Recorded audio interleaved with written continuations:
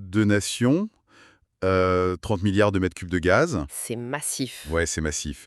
Et surtout, c'est un contrôle quasi total sur l'énergie européenne de demain. En fait, imaginez, enfin pour ceux qui nous écoutent, imaginez un instant, deux géants de la technologie. D'accord. Ces deux géants, ils sont engagés dans une course contre la montre frénétique pour construire le câble de fibre optique le plus crucial au monde. Sauf que là, on parle pas de données virtuelles. Exactement. Là, pas de téraoctets, on parle d'infrastructures en acier brut, de milliards de dollars, et littéralement de l'énergie physique qui permet à un continent entier de tourner, quoi. Ouais, le continent européen. C'est ça. Et le gagnant, il obtient un levier géopolitique sans précédent, alors que le perdant, Le perdant, il se retrouve avec des plans grandioses sur le papier et les poches complètement vides. voilà. D'accord, décortiquons tout ça. Aujourd'hui, on plonge dans une gigantesque partie d'échecs géopolitique. Une très grosse partie d'échecs. Très grosse, ouais. Ça se déroule sur le continent africain avec un objectif super clair, à ravitailler les marchés européens en gaz naturel. Et pour contrôler ce robinet monumental, on a deux projets titanesques qui s'affrontent de front. D'un côté, l'itinéraire de l'Algérie et de l'autre, celui du Maroc. Et avant qu'on aille plus loin, je tiens à préciser un truc important. Il y a énormément de ferveur politique, de fierté nationale et de discours diplomatiques autour de ces deux tracés. C'est très chargé émotionnellement, oui. Très chargés. Mais notre rôle ici, c'est pas du tout de distribuer des bons points ou d'encourager une équipe plutôt qu'une autre. En se plongeant dans ces analyses géographiques et géopolitiques, on va s'en tenir strictement aux faits. Donc, la physique, la géographie, la finance. Tout à fait. Observer la mécanique pure de ce duel énergétique, ça permet de comprendre comment le monde de demain se dessine, loin des passions idéologiques. On est vraiment là pour analyser les documents de manière neutre. Absolument. Et l'enjeu est colossal. Donc, pour bien saisir la dynamique de cette bataille d'infrastructure, je pense qu'il faut commencer par l'option qui semble, sur le papier en tout cas, détenir la clé de la rapidité. L'Algérie. Ouais, l'Algérie. Les sources qu'on a étudiées parlent de leur stratégie comme d'une, je cite, rapidité pragmatique. L'axe central de ça, c'est le fameux gazoduc transsaharien. Ouais, le transsaharien, c'est un projet d'infrastructure dont la logique géographique elle est implacable en fait. L'idée, c'est de relier directement le Nigeria, Qui possède le gaz? voilà, le Nigeria qui possède d'immenses réserves, de le relier à l'Algérie en traversant simplement le Niger. Juste un pays au milieu, du coup. C'est ça. Et de là, le gaz file directement vers l'Europe via la mer Méditerranée. Et ce qui est intéressant dans les rapports d'ingénierie qu'on a consultés, c'est qu'ils accordent à ce projet algérien une avance stratégique et technique qu'ils décrivent comme écrasante. C'est vrai que ce mot écrasante, il revient sans arrêt dans nos sources. Mais concrètement, qu'est-ce qui rend un simple tuyau écrasant face à la concurrence? Je veux dire, c'est juste parce que la ligne droite, c'est le chemin le plus court? Alors, la géométrie joue un rôle, évidemment. Bah oui, Tirer une ligne presque droite à travers le Sahara, ça réduit la distance physique. Donc, moins de matériaux, moins de stations de compression pour maintenir la pression du gaz. ce qui coûte une fortune. Une fortune absolue. Et ça réduit aussi considérablement le temps de soudure et de pose des tuyaux. Mais en fait, l'avantage fondamental, c'est pas juste la ligne droite, c'est l'existant. Ce qui est déjà là. Exactement. L'Algérie n'a pas besoin de créer un réseau de distribution de gaz à partir de zéro. Le pays possède déjà un maillage d'infrastructures gazières gigantesques sur son propre territoire. Ah oui, ils ont déjà tout le réseau interne. Mais oui, presque. Le champ gazier de Assirmel, par exemple. C'est l'un des plus grands au monde. Et il est déjà connecté à l'Europe par des gazoducs sous-marins qui existent et qui fonctionnent. Le Transmed et le Medgaz, c'est ça? C'est exactement ça. Ces installations, elles tournent déjà à plein régime. Donc, si je comprends bien, c'est un avantage énorme. Enfin, pour reprendre une image, c'est vraiment la différence entre décider de fluidifier le trafic en prolongeant une autoroute qui existe déjà, avec ses stations-service, son asphalte, ses péages flambant neufs. Oui, l'autoroute est déjà là. Voilà. Plutôt que de devoir défricher une forêt vierge pour tracer une route à partir de rien. L'Algérie dit en gros au Nigeria, on a déjà l'autoroute, construisez juste la bretelle d'accès. C'est exactement l'idée. Et en termes économiques, c'est ce qu'on appelle les coûts irrécupérables, ou les sunk costs en anglais. Les coûts irrécupérables, d'accord. En fait, Construire un terminal d'exportation de gaz naturel liquéfié ou un gazoduc sous-marin, ça coûte des dizaines de milliards et ça prend des décennies à s'amortir. C'est clair. Mais l'État algérien a déjà payé cette facture historique. Du coup, la proposition qui est faite au Nigeria et à l'Europe est d'une simplicité redoutable. Le seul segment qu'on doit financer, c'est strictement la jonction saharienne. Le bout manquant, quoi. Voilà. On minimise le capital à risquer, on accélère la mise en service. C'est pour ça que les textes parlent de cette fameuse rapidité pragmatique. Mais attends, du coup, Oui. si l'Algérie a déjà les tuyaux, que les milliards ont déjà été dépensés et que la ligne droite est techniquement la plus simple, le débat devrait être clos, non? On pourrait croire. Mais oui, pourquoi on parle d'un duel si c'est si évident? Ce gazoduc devrait déjà être en train de pomper du gaz. Pourquoi le marché envisage-t-il, ne serait-ce qu'une seconde, de chercher une autre option? C'est une super question et la réponse, c'est que la géopolitique et les marchés de l'énergie, ils détestent les monopoles. Ah, L'Europe veut pas dépendre d'un seul acteur. tout à fait. Confier l'intégralité du transit de 30 milliards de mètres cubes de gaz à un seul couloir et à un seul pays de transit, ça crée une dépendance super vulnérable. C'est mettre tous ses œufs dans le même panier. Exactement. Si, pour une raison politique, technique ou même diplomatique, ce pays décide de fermer le robinet ou d'augmenter massivement les droits de péage, L'Europe est coincée. l'Europe se retrouve prise en otage énergétique, oui. Et le Nigeria, de son côté, perd soudainement son seul accès au marché européen. D'accord, je vois. Donc cette peur viscérale du monopole, ça crée une brèche massive. Si les acteurs refusent de tout miser sur le couloir saharien, ils sont forcés de regarder ailleurs, Vers l'ouest, ouais. vers l'ouest. Vers l'océan Atlantique. Et c'est là que le pari du Maroc entre en scène. On passe de la rapidité pragmatique de l'Algérie à ce que nos documents appellent une ambition maritime. Et ce qui est fascinant ici, c'est que le projet de gazoduc atlantique reliant le Nigeria au Maroc est d'une toute autre nature. On abandonne complètement la ligne droite à travers le désert. On part sur la côte. Ouais, un tracé qui longe toute la côte ouest africaine, parfois même carrément sous l'océan. Et les proportions sont juste titanesques. La longueur prévue, c'est 7000 km. 7000 km pour acheminer du gaz, mais c'est délirant. Enfin, c'est la distance entre Paris et Chicago, quoi. Ah bah c'est sûr que le chiffre donne le vertige. Et la facture suit, hein. Les estimations parlent d'au moins 25 milliards de dollars d'investissement initial. 25 milliards. Juste pour commencer. Juste pour l'investissement de base. Mais le véritable défi, c'est pas seulement financier ou technique. Pour arriver jusqu'au Maroc, puis à l'Europe, ce tuyau doit traverser 13 pays différents. 13. 13 pays. Et on a vu récemment que le président nigérien Bola Tinubu et le roi du Maroc Mohamed VI ont affiché leur volonté d'accélérer ce chantier. Il y a même des rumeurs d'accords gouvernementaux majeurs d'ici fin 2026. D'accord. L'objectif, c'est de créer un véritable corridor énergétique panafricain. C'est là que ça devient vraiment intéressant. Parce que traverser 13 pays, c'est là que mon cerveau bloque un peu. Logistique compliquée. Bah oui, l'ingénierie sous-marine, c'est complexe, certes, mais la diplomatie l'est bien plus. C'est comme essayer de faire voter à l'unanimité 13 associations de copropriétaires différentes pour refaire la façade d'un immeuble géant. C'est une excellente image. Sauf qu'ici, l'immeuble fait 7000 km de long. Et si le propriétaire du 3e étage décide soudainement qu'il n'aime plus la couleur de la peinture, il bloque les travaux pour tout le monde. C'est tout à fait ça. L'analogie de la copropriété, elle illustre parfaitement ce que les analystes appellent la friction de transit. La friction de transit? Ouais. Dans l'industrie gazière, chaque pays traversé par un pipeline, il exige une compensation, un droit de péage. Et souvent, ce droit, il est prélevé en nature. En nature? Genre, il garde du gaz? Exactement. Le pays prélève un pourcentage du gaz qui passe sur son territoire, souvent pour sa propre consommation électrique. Ah, d'accord. Et maintenant multiplie cette négociation par 13 législations différentes. 13 codes fiscaux, 13 ministères de l'énergie différents. Ça a l'air infernal. Ça l'est. Il faut harmoniser les normes de sécurité de 13 nations, réaliser des études d'impact environnemental croisées et surtout s'assurer qu'aucun changement de gouvernement dans l'un de ces 13 pays ne vienne remettre en cause le traité initial. Surtout qu'un seul pays qui décide de doubler ses taxes de transit 5 ans après la construction, ça peut rendre le prix du gaz nigérien complètement non compétitif à son arrivée en Europe. Exactement. Le gaz deviendrait trop cher. Du coup, je me fais un peu l'avocat du diable. Mais ce projet atlantique, avec ses 13 pays et ses 25 milliards, c'est pas tout simplement une chimère face à la route directe de l'Algérie. Franchement, c'est le rêve d'un diplomate, mais c'est le cauchemar d'un banquier, non? Alors, cauchemar du banquier, c'est le terme exact. Les financiers appellent ça le risque de l'actif échoué, ou stranded asset en anglais. C'est-à-dire?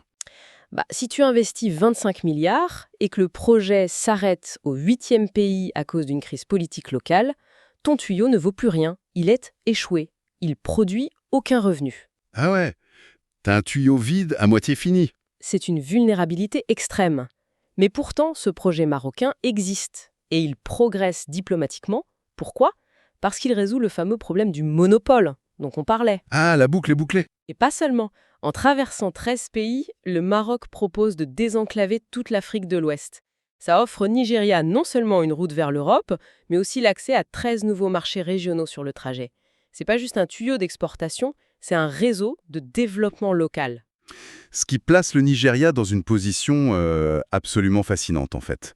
Parce que, quand on lit les sources, elles décrivent vraiment le Nigeria comme le géant du gaz. C'est le centre de gravité. Le centre de gravité de toute cette affaire. Et sa stratégie actuelle, ça semble être de sourire à tout le monde. Il signe des mémorandums d'entente des deux côtés. En gros, il joue sur les deux tableaux. Le Nigeria détient les réserves. Donc ils ont le pouvoir. Exactement. Ils détiennent la clé. En maintenant l'option algérienne et l'option marocaine ouvertes en même temps, Abuja maximise son pouvoir de négociation. C'est très malin. Ouais, c'est classique. Si l'Algérie devient trop gourmande sur les conditions de transit pour le projet transsaharien, le Nigeria peut dire attention, on a le projet marocain. Et inversement, si le chantier complexe d'Afrique de l'Ouest s'embourbe à cause des 13 pays, la ligne saharienne reste un filet de sécurité parfait. Ok, donc jouer la montre et faire monter les enchères, c'est une tactique claire. Mais jusqu'à quand, je veux dire, les industriels et les fonds d'investissement internationaux, ils signent pas des chèques de plusieurs dizaines de milliards sur des promesses ambiguës indéfiniment. C'est tout le problème. En refusant de trancher, le Nigeria, il risque pas de lasser tout le monde au bout d'un moment. Et de voir ces capitaux géants partir vers d'autres régions du monde, genre le Moyen-Orient ou le gaz de schiste des États-Unis. Tu mets le doigt sur un point crucial. C'est vraiment le fil du rasoir sur lequel marche le Nigeria en ce moment. Maintenir le flou, ça attire les courtisans, oui, mais ça finit par faire fuir les investisseurs sérieux. Les banques n'aiment pas l'incertitude. Les banques détestent ça. Et les textes qu'on analyse sont formels sur la façon dont cette attente va se conclure. Les véritables décideurs, au final, ce seront ni les présidents, ni les rois. D'accord, alors c'est qui? Les sources évoquent l'intervention inévitable de ce qu'elles appellent les juges de paix. Les juges de paix. Ouais, 2 critères froids, mathématiques et implacables. Le financement et la sécurité. Waouh, c'est une expression super puissante ça. Les juges de paix. En gros, la diplomatie s'arrête là où la réalité financière et physique commence, quoi. C'est exactement ça. Alors parlons un peu de cette sécurité, parce que pomper du gaz hautement inflammable sur des milliers de kilomètres, c'est pas comme faire transiter des conteneurs de chaussures, tu vois. Non, c'est légèrement plus explosif. Légèrement. Donc, que signifie le mot sécurité pour ces fameux juges de paix dans ce contexte? En fait, pour un investisseur dans les hydrocarbures, la sécurité, ça signifie une chose très simple. La garantie d'une opération ininterrompue sur une période de 30 à 50 ans. 50 ans. Oui, c'est le temps nécessaire pour rentabiliser le capital massif du début. Et le problème, c'est qu'un gazoduc, c'est une cible statique. C'est impossible à cacher. Tu peux pas le rater dans le paysage. Et sur le tracé algérien, la ligne droite, il faut traverser le Sahel et le nord du Nigeria. Et on sait que ce sont des zones où opèrent divers groupes armés, des insurrections. Ah oui, c'est très instable.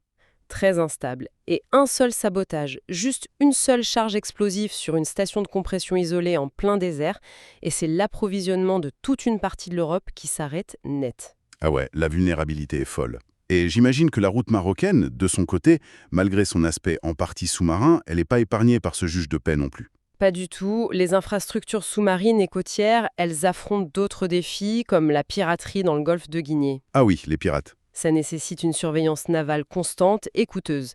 Et au-delà de la sécurité physique, la sécurité juridique est tout aussi vitale pour ce projet. Avec les 13 pays? Exactement. Les investisseurs, ils exigent des garanties d'État en cas d'expropriation ou si un des pays décide d'un changement brusque de fiscalité. Si un projet ne peut pas démontrer, noir sur blanc, comment il compte sécuriser ces milliers de kilomètres sur un demi-siècle, Personne signe. les banques refuseront tout simplement de débloquer les fonds. Le juge de paix financier frappera avec son marteau, fin d'histoire. Donc l'enjeu dépasse de très loin la simple construction d'une infrastructure en acier. Les documents qu'on a lus affirment que celui de ces 2 tubes qui verra finalement le jour, s'il y en a un, va purement et simplement redéfinir l'influence de l'Afrique sur le monde. Rien que ça. Rien que ça. Mais comment l'exportation de gaz peut-elle basculer à ce point l'échiquier géopolitique mondial? Parce que l'énergie, c'est la monnaie ultime de la puissance géopolitique. L'Europe est dans une tentative urgente de se sevrer de ses anciens fournisseurs historiques. Ils cherchent des alternatives fiables. Exactement. Ils cherchent des partenaires capables de fournir des volumes massifs sur le très long terme. Et le pays africain qui contrôlera le transit de ces 30 milliards de mètres cubes, il sera plus perçu comme un simple exportateur de matières premières. Il devient un acteur clé. Il devient un partenaire sécuritaire et stratégique absolument indispensable pour Bruxelles.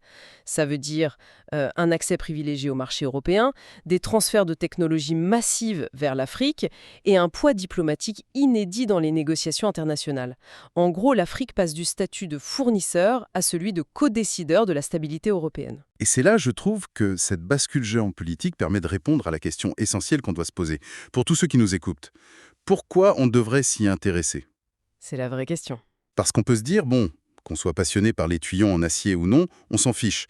Mais non, ce qui se joue dans le Sahara ou sur la côte atlantique, ça va dicter la réalité économique de millions de personnes. Les industriels européens scrutent ces projets comme le lait sur le feu. Parce que l'énergie, c'est la mère de toutes les industries. Absolument. Le prix de la fabrication du verre, de l'acier, des engrais pour notre agriculture. Le chauffage des maisons, quoi. Mais oui. Le coût du chauffage des hôpitaux, des foyers, c'est directement lié au succès ou à l'échec de ce genre d'infrastructures lointaines. Si ces projets échouent, l'énergie reste rare en Europe et donc elle reste chère. Et ça alimente l'inflation. Ça alimente l'inflation globale. Le gaz, c'est pas juste une ressource enfouie sous terre très loin, son acheminement dicte littéralement le coût de la vie au quotidien chez nous. C'est fou quand on y pense. Alors, que tirer de ces différentes stratégies qui s'affrontent? Pour résumer, on a d'un côté la proposition algérienne, elle incarne vraiment la force brute de l'ingénierie, la ligne droite. La fameuse rapidité pragmatique. Voilà. Moins de kilomètres, beaucoup moins d'acteurs, et surtout un réseau massif de tuyaux et de terminaux qui sont déjà là, déjà amortis, juste prêts à engloutir le gaz nigérien. C'est vraiment l'option de l'efficacité, mais, comme on l'a vu, qui terrifie les marchés parce que ça implique un monopole. Et en face de ça, on a la vision marocaine. C'est presque philosophique, c'est un pari sur l'intégration régionale. L'ambition maritime. Oui, 7000 kilomètres qui tentent de fédérer 13 nations autour d'une colonne vertébrale énergétique commune. Alors oui, c'est un cauchemar logistique et financier à 25 milliards de dollars. C'est clair. C'est exposé à 13 fois plus de risques politiques. Mais ça offre une alternative décentralisée et puis la promesse de transformer toute l'économie ouest-africaine au passage. Donc, 2 philosophies pour résoudre une seule et même équation géopolitique vitale pour l'Europe. Mais tu sais quoi? Alors que tout le monde dans les articles se focalise sur ce duel diplomatique et technique, en décortiquant les accords, les kilomètres, les coûts, Ouais. les sources insistent tellement sur cette notion de sécurité qu'il y a une réflexion tout à fait différente qui commence à émerger quand on lit entre les lignes. Je vois exactement où tu veux en venir. Cela soulève une question cruciale. En fait, si on pousse le raisonnement des rapports jusqu'au bout, Ouais. on se rend compte que les analyses partent toujours du principe que l'un des deux projets, inévitablement, va triompher, qu'il y aura un gagnant qui remodélera l'influence du continent. Bah oui, c'est le postulat de base du duel. Mais le concept des juges de paix, dont on a parlé, la finance et la sécurité, ça nous oblige à regarder la réalité très matérielle en face. Que se passe-t-il si, en fait, aucun des deux tracés ne peut satisfaire les exigences des banques sur 50 ans? Attends, c'est-à-dire que le véritable adversaire, ce serait ni à Alger, ni à Rabat, mais ce serait l'environnement lui-même, le continent. Exactement. L'adversaire invisible, c'est la géographie, c'est l'échelle de l'Afrique et son instabilité chronique. Qu'il s'agisse de sécuriser un ruban d'acier contre des groupes armés au beau milieu d'un désert immense, et pour eux, Ce qui est presque impossible. ou alors d'aligner les lois, les douanes et la sécurité maritime de 13 pays différents, avec des gouvernements qui changent au gré des élections et des crises. Dans les deux cas, le niveau de risque est juste astronomique. Ouais. Et les marchés européens, eux, ils attendent la bouche grande ouverte ces 30 milliards de mètres cubes de gaz pour faire tourner les usines. Mais est-ce qu'il est possible qu'à force de vouloir construire le robinet stratégique parfait, on découvre que l'échelle même du continent rend ce tuyau, tout simplement impossible à sécuriser sur la durée? Ah ouais. C'est une perspective hyper troublante. Pour revenir à notre métaphore du tout début, Les géants de la tech. ouais, c'est ça. Les deux géants se livrent une guerre totale pour savoir lequel posera le câble vital. Ils dépensent des milliards en lobbying, en plans d'ingénierie, en diplomatie. D'accord. Mais aucun des deux ne réalise que les failles sismiques au fond de l'océan sont peut-être beaucoup trop instables pour qu'un quelconque câble puisse y survivre bien longtemps. C'est ça, le terrain refuse le projet. Et si la